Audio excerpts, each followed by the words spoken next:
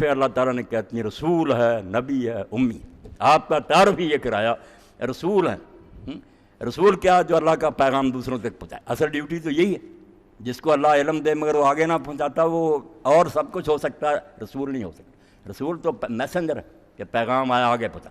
اس لیے اصل کام تو چونکہ رسالت ہے، لوگوں تک پہلے ذکر اس کا کیا، مگر وہ رسول تبھی بنے گا جب نبی ہوگا.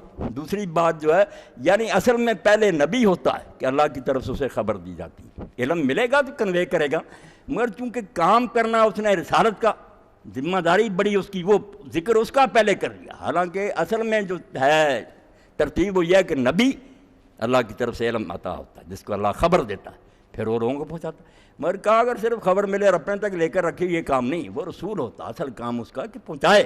تو رسول ہے جو پیغام پہنچاتا ہے، جس کو اللہ علم دیتا ہے. اس کا علم اپنے مطالعہ اور مشاہدہ سے نہیں، پڑھ لکھ کر نہیں وہ علم حاصل کرتا، اللہ ڈائریکٹ بتاتا. امی اور ہمارا نبی بھی ایسا آخر زمانے میں بھیجا کہ جس نے کبھی کتاب کو ہاتھ نہیں لگایا، کسی کا شاگرد نہیں بنا، کسی نے اس کو کتاب سیدھی ہاتھ میں پکڑتے نہیں دیتا. وہ سعدی رحمۃ اللہ علیہ کی بات ہے، یہ حضور کے عزت. باقی جو ہم کہتے ہیں باقی نبی نہیں پڑھے، اس کا ہمارے پاس کوئی ثبوت نہیں. وہ پڑھے بھی ہو سکتے ہیں، کوئی بات نہیں. حضور کا یہ کمال ہے کہ آپ امی، مگر علوم آپ نے وہ دیے.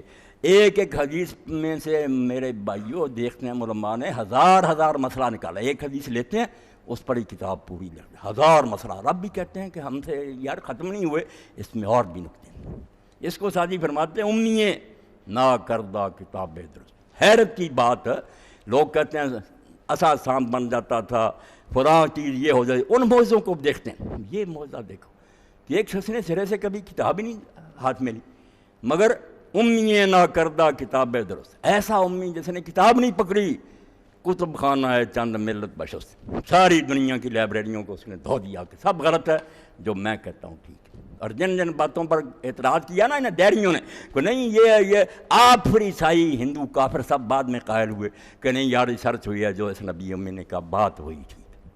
اللہ کہتا ایسا آدمی جس نے کسی سے نہیں پڑھا، مگر اللہ نے وہ پڑھایا پھر کہ کوئی اس کا مقابلہ نہیں کر سکا. اور ساتھ ہی کہا کہ اس کا ذکر بھی یہ لوگ تورات